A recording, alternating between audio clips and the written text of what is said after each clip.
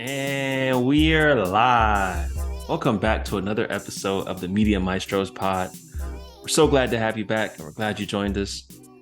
I'm one half of your team, Ram, with the one and only Ray, and there's no place we'd rather be. Ray, how's it going, bro? How are things going? Things are going things are going pretty well. How are you doing? Doing all right, man. You inspired me last episode with the new digs, the new spot. So I figured I Oh had yeah. to switch things up a little bit. It's looking good, man. Thank you, bro. Thank you. How have things going? Have you enjoyed the holidays? It's been a busy time. Yeah, I mean, the weather for the past like week or so hasn't been the best. Yeah, So it's been a lot of staying inside, but yeah. it's looking good now. Um, I'm definitely ready for this 4th of July holiday break. Visit the beach if the weather's nice and have a good time. Yeah, man. Going into this new month, second half of the year, summer's officially here. It's a great time, man. And it's a great time for new movies, new shows, new music. I heard you just saw something recently. What's up? Yeah, yesterday actually, I Okay. checked out um, a film. It came out like a couple weeks ago now, but I finally got around to seeing it, and the reviews for it were really positive. Yeah. And I didn't really know what to expect going in, just based off of the trailer. Mm-hmm. But I ended up going to see The Blackening. Mm, the The Blackening. Blackening. Okay. It's funny, I actually saw it on Juneteenth. Oh, okay. So the Blackening on our Black holiday. What'd you think, man? I mean, I know the reviews were kind of up and down. I'm curious what your critical eye took from it. So I definitely went in without any high expectations, open mind. And I think it's a funny movie. It has a lot of good laughs in it, a lot of good jokes, and I appreciated the premise Okay. of the story. So basically, you have this group of friends who are coming together in this kind of cabin Yeah. for like a Juneteenth party, Yeah. and there's this game called the Blackening that they encounter upon, and the essentially the game is you pick a card and it has some type of question or thing something you have to list that's a part of Black culture, and you have to get it right. If you don't, then You well, yeah, die. yeah, you have to move your pieces every time you get it right. And there's like this killer that is wreaking havoc on the group, Yeah, yeah. and that's pretty much the basis of the story. Now, before we get a little deeper, I do want to say for anyone that hasn't seen the film yet, spoiler alert, we Mm, might get into a little bit of some of the twists and turns. But personally, thinking about what I experienced, I really enjoyed it. And I thought it was hilarious, lots of laughs. And personally, it felt fresh. It felt like something different to the thriller genre. What would you say? I know you're a bit more well versed in that realm. so I would say I don't think that it is um, very. I think the premise itself was creative, but the film, as a horror fan, I do notice like a lot of intentional references to some of the classics like Saw, Yeah, Scream, I Know What You Did Last Summer, yeah, yeah, yeah. and I guess ultimately I was hoping that it would kind of turn some of the horror cliches on its head, I see. but I felt like the third act was pretty much a, run of the mill kind of leading into, revealing who the killer was, kind of predictable story. It didn't really have the strong conclusion based on, the premise that I was hoping for. I see. Okay, okay. That's interesting. So thinking about how it ended, I mean, what would you expect? I felt like the first two acts, they introduced the characters really well. I like their dynamic. I like the variety of characters. I think they came off a bit stereotypical when you think about, the mixed kid. Think about this black guy who's a thug, Yeah. who's a reformed thug now dating married a white woman. I think Hmm. of the super player, he never can keep a relationship kind of guy. Sure. How do you think they maybe should have ended it, or what would you expect maybe halfway through the film as a good solution? I That's a good. personally, I'm a bit slower. I didn't understand who the killer was going to be. I was on the edge of my seat trying to figure it out. But Okay. what would you say? Yeah, that's a great question. I think when it comes to a thriller, Hmm. like, and I've talked about the Scream movies and how interesting those are because throughout the whole film you're trying to figure out who the killer is. But I think that with this film, it kind of telegraphed a lot of things that I was able to get, and I feel like I predicted it I see. pretty early on. So when the reveal finally happened, it was kind of, there wasn't anything twisty about it. I mean, he gave like the reasoning why, which I thought was kind of lukewarm at best. It's like whatever, okay, but yeah, it just didn't like it wasn't like a wow, like oh my gosh, I wasn't expecting that. Oh my gosh, that's a really interesting way that they wrapped it up. It was kind of you Now, know predictable. what about the fact that there were two guys? I felt like that was kind of like a woo. Yeah, that is definitely a homage to Scream because that Ah, I was see. like a big thing when the first Scream movie came out. No one suspected that there would be two killers. I see. Um, Okay. but the fact that the killers, like the guy from the gas station or whatever, they weren't they had no they weren't significant to the story. So it's not Yeah. even something that it was just could have been just two random people that he hired. Which yeah, so Which it was two random people. Yeah. Okay. Okay. yeah, Okay. but I mean, yeah, I do kind of agree a little bit with what you're saying, but I do think when it comes to like the stereotypes that they did have certain like points of dialogue where there was kind of more awareness of like what they were talking about as opposed to kind of um like taking the king batch and just really like hamming up the stereotypes. And it's like Yeah. The when watermelon. when it gets to that, it's like who is this for?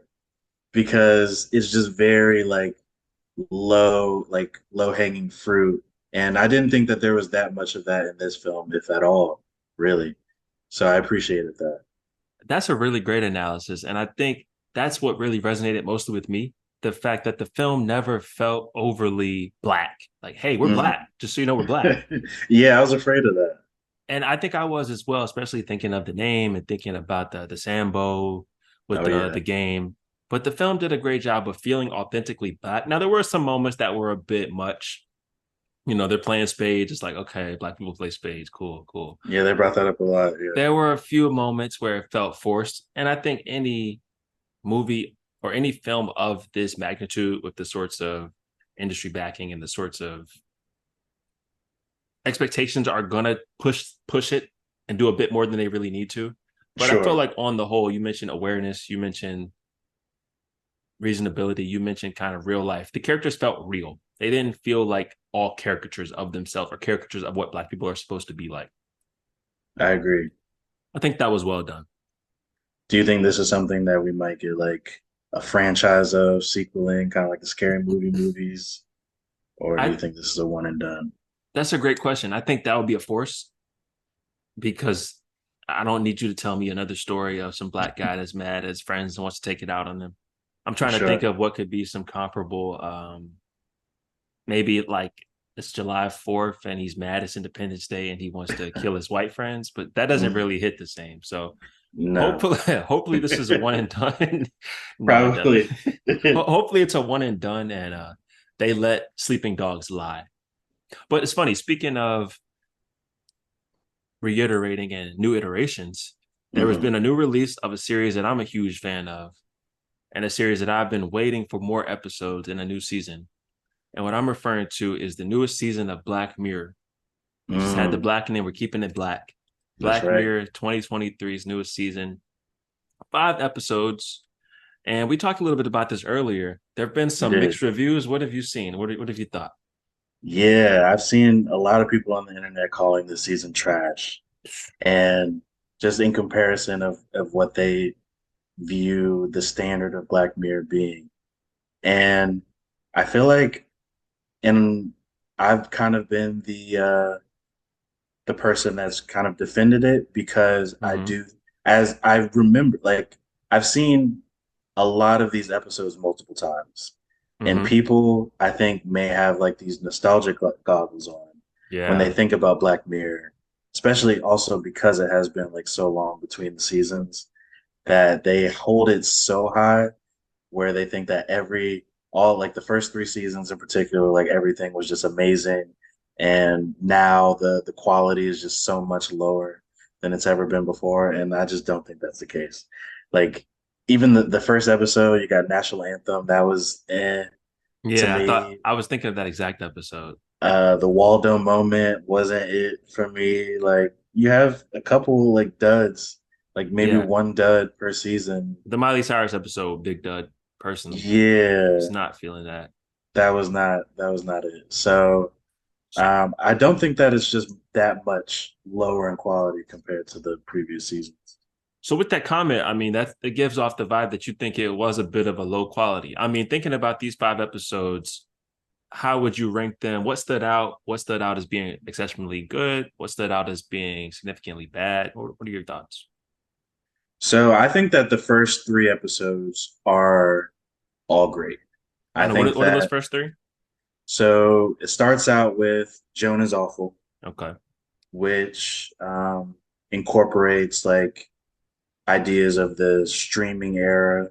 You know, there's Yeah. kind of the knockoff of Netflix, Streamberry, in Yeah. the episode, and then ideas of like terms and conditions, Yeah. signing your rights away and your likeness away, Yeah. um, Big. artificial intelligence, things of that nature. And I thought it was a really great concept. I agree. And there was like an even bigger twist at the end when you realize that I don't know, did we do spoilers for this one yet too? I mean, spoiler alert for those that are listening. If you haven't seen these 5 episodes, definitely check them out and come back to us. But that That's twist right. caught me for a huge surprise, thinking of the multiverse and thinking of universes within universes. Yeah, the layering where you realize that the character that you were with the whole um, episode isn't the real Joan, The right and it person, was yeah. a whatever they called it, like the elevated layer, and there were like different elevated layers. So I Thought thought that that was was a really great dope. twist. That was a great twist. Absolutely. Okay, episode number one, I agree. Definitely thumbs up for me. What about number two? So then we get into Lock Henry, Yeah. which was an episode that people complain about a little bit because they are so used to Black Mirror dealing particularly with like technology, Hmm. and the fact that that episode didn't really have anything to do with like the horrors of technology or like how modern technology can be a curse or whatever, which again something that I'm fighting back against. Not every episode of Black Mirror was that. Yeah, I The think point of that's a poor critique when I think of what Black Mirror actually has become and what it's been. You mentioned the point. I've always found the point to be a reflection of society as it stands today. I mean, what do you think? Right. It's these are commentaries on humanity, and Yeah, technology, being a big part of that isn't the only thing that you can comment on in these I agree. episodes. I agree. So, but yeah, that episode I thought was pretty interesting. I think it kind of slowed down for me a little bit, but it because it was kind of leading to that twist, and then the twist came, and Yeah. when I first watched it, I thought it was a pretty solid twist. But then, again, people on the internet are like, oh, it was so predictable. It wasn't blah, blah, blah. And I don't know. I don't know about that. I thought it was a solid twist. I thought that they left enough ambiguity, and especially in the way that they built up. I mean, I think any great twist is going to have those indicators throughout the episode, as it should, as it it shouldn't should. just come out of nowhere. I agree. It should be believable. I So, agree. yeah, I thought that one was good. And then, oh, good. I mean, I also think that talk about commentary. We live in a society that has just become totally enraptured in true crime and Right. really diving into really people's darkest moments and some of their worst memories. And that's become the norm. Someone kills somebody. Oh, let's do a documentary. There's a Yeah. mass murderer that's killed dozens of people. Oh, let's find out as much as we can. I think that this was a huge commentary. Even I think about the fact that the film is, or the episode is centered around a film, in which this horrible dark truth is revealed. The guy loses his girlfriend, and then he wins an award, but yet we have the studio take all the credit, which I think is in a way kind of a nudge to Netflix and how they've received such acclaim by profiting on people's misery and death. And most of these studios do. But then I think at the end, as he sits with the trophy, which I think many filmmakers and many studios would view as the ultimate glory, he's left empty and miserable. I think that's a commentary on the industry of itself, which I commend. So yeah, I think it's very uh, it alludes to the Dahmer story in particular, Yeah. specifically because Evan Peters did win awards for playing that character, and a Yeah. lot of people had problem with the portrayal of that, especially since the families of the people that were murdered are still alive, and they are, witnessing this horrific thing that happened to in their life being rewarded in a sense. That's a great point. But I wanted to say one thing. I picked up on it. I haven't watched it again since the first time, but the very end, it kind of gave me vibes of like him because we find out that his mom and dad were the killers, The and entire it kind time. of gave me the vibe that like he was thinking about like feeding into that darkness in a Hmm. sense. Like the way that he looked at the very end and the thing that his mom said like echoed in his head at the very end. It kind of gave me like kind of another commentary on something that Scream does as well as like how um like showing these horrors can have like an even darker when you see like copycat killers Hmm. and things of that nature. I thought it kind of had, but it was very very subtle, so it might not have been something intentional. It might have been just something that I was thinking of at the end. But I think I'll it's see worth it again. mentioning. It's worth mentioning. I didn't have the same takeaway, but it's not. It's plausible. So then we get into the third episode, which I think is the technically the best episode, I the agree. best acted, probably. I agree. You get Aaron Paul from Breaking Bad fame, Legend. uh, This was great legendary. actor, and that one it was a slow ride for a while. It might have been like it felt like the longest. I don't know if it was actually the I longest think it episode. was. And the thing that really just left me distraught was when you get to the very end and you get that reveal, um, because it kind of misleads you a little bit, makes you think that it's going. At least it did for me. I this is one that I don't think I would have ever been able to predict. Yeah, I agree. Like you I have to agree. be, you know, crazy to predict that it was going to go that way because it just seemed like it was going the way of like him taking over and living in that artificial body and pretending like it was him or whatever. I thought the same. I thought the same. Again, it makes sense, especially from the beginning, um, kind of the intro to the episode and what happened to his family, and that kind of those dark elements leading to him doing the same thing. Yeah, and I think what Black Mirror does so well is the social commentary. In a time where there's been so much political uprise about what is marriage, what is acceptable marriage, what is sanctimonious, what is inappropriate, what is authentic, for there to be such an uproar behind these radicals who believe that him living in this replicated body with his human wife is an abomination. I think that Right. is such a bold social commentary that I think many can miss if you aren't Yeah. necessarily thinking of what it could be alluding to. Hmm. And I think the twist, I mean, this has to be one of the best Black Mirror episodes of all time. You think about the depth, you think about the character development, you think about the character revelation, you think about the situational irony, you think about Mm. even the acting. I mean, seeing Aaron Paul break down Oof. was unreal. Seeing the other actor who played that, I believe David Ross, who's Josh Hartnett, seeing Yeah. him go from this lovable, affable character to a guy who's totally distraught, depressed, disassociated, to then commit such a heinous act at the end. Hmm. I mean, this is just well done. And then the ending, the reveal, where he kicks open the chair and we have to live with each other for the next 2, 3 years based on their mission. I Right. think that was exceptional. Really well done.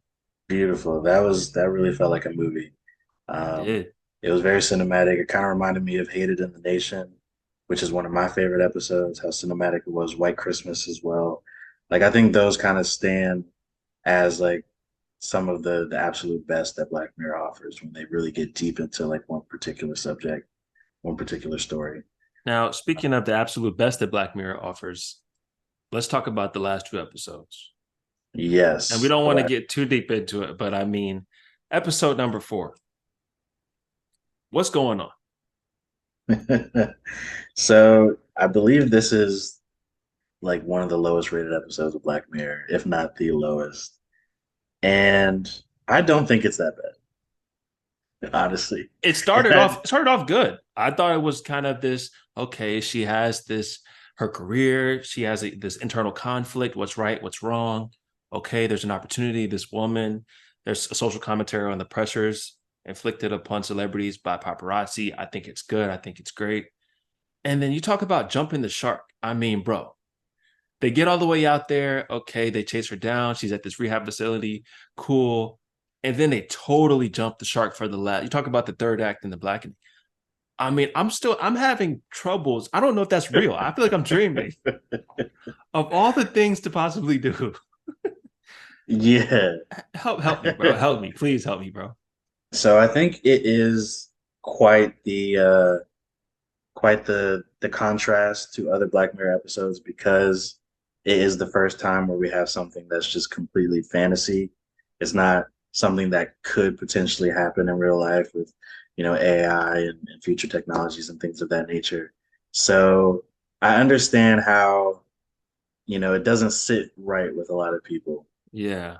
but I don't think it was poorly done for what it was. Like it feels like if this was like a Twilight Zone episode where you do kind of, because original Twilight, you're dealing with like Mm-hmm. aliens, monsters, Mm-hmm. things of that nature. Anything. Yeah. So it kind of fits in with that.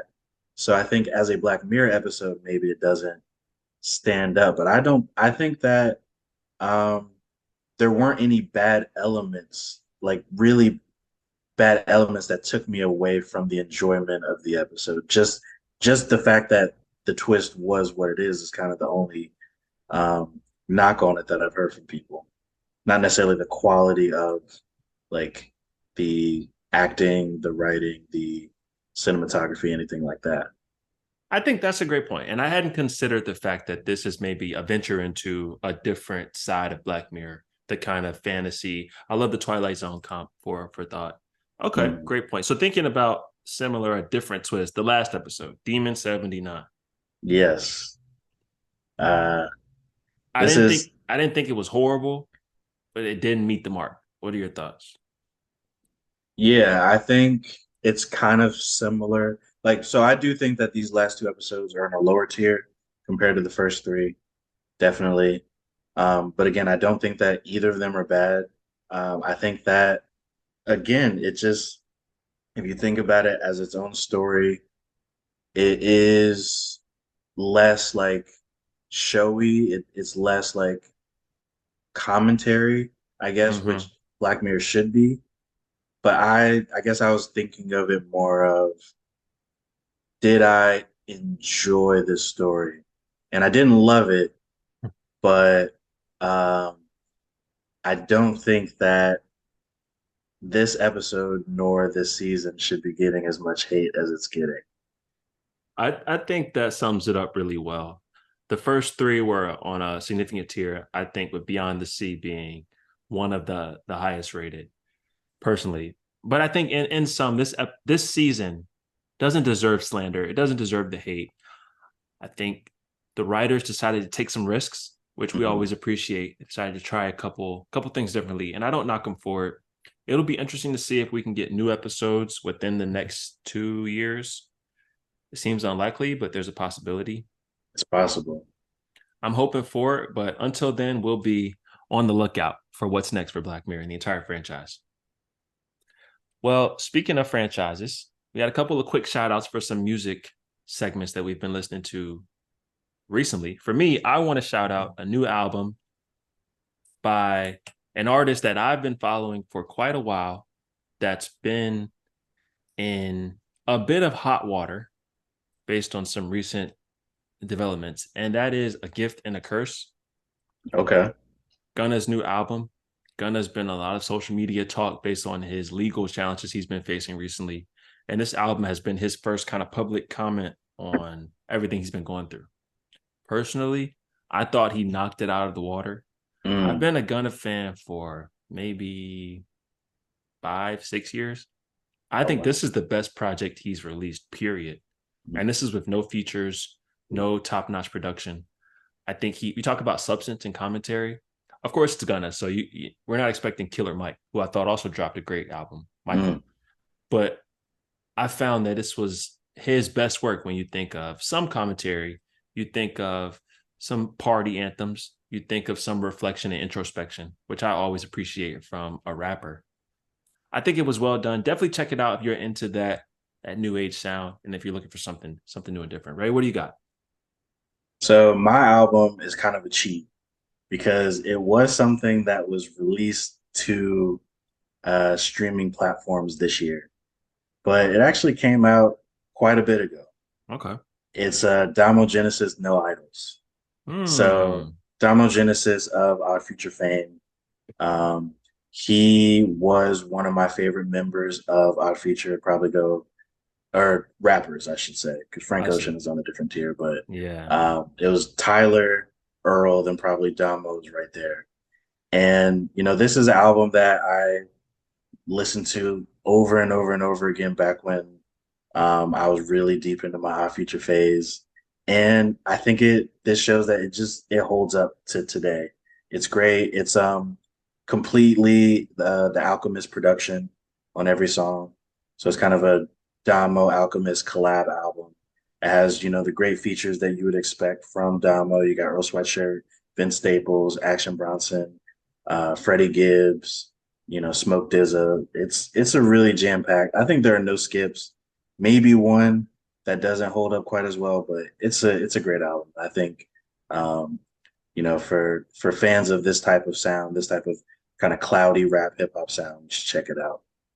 I'm a big The Alchemist production fan.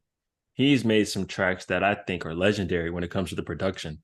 So to hear that this is a collab, I'm actually totally unfamiliar with Domo Genesis. So Mm, that's definitely something for me to check out. Great rec, great rec. definitely recommend it. Well, as you all can predict, we've now reached our segment of the week known as our blast Blast from from the the past. we're gonna have to we gotta work on that. We gotta work on that. But Ray, I know you got something great for us this week. What's on tap? Yeah, man. I just want to give a quick shout out to, in my opinion, one of the best war films of all time. We got Apocalypse Now, directed by Francis Ford Coppola, who also directed the Godfather films. Um, it is an adaptation of Heart of Darkness, one of the Mm, great a book we both books. read. Yeah, back in school, central reading, and it takes that story and the premise of it, but it sets it in Vietnam War era instead of the colonization of the Congo. Mm. But you have obviously have these same themes that are coming around of the horrors of what's going on, the events that take place, and this character kind of being disillusioned, seeing how going into it, not knowing how horrific the actions of their side are taking towards this other side. And I think it's just a great story, and it's obviously really well made with the direction that you have here. So it came out back in 1979, but it's still holds up today. It's one of my favorites. That's worth watching. And you said this is a French film? It is not. It is No, there's some cinema. great actors. You see Marlon Brando, you see Lawrence Fishburne. A quick story about Lawrence Fishburne in this. He was actually like um, 15 years old when he got cast in this movie, and you're supposed to be 18. So he actually lied about his age Wow. in order to get in the film. And the film actually like broke his career. This is the first, film that he was ever in. And obviously we know Lawrence Fishburne now. So, this Wow. is, yeah, it's a kind of a great backstory on that. So one of the first of many for him. And with that sound, we thank you all for joining one of the first of many Media Maestros pods. I'm one half of your team, Ram, with the one and only Ray. We couldn't do it without you. Thank you for checking us out. Please share, like, subscribe, comment. Let us know what you think. We'll be back next time. Y'all have a good one. Peace. Yeah.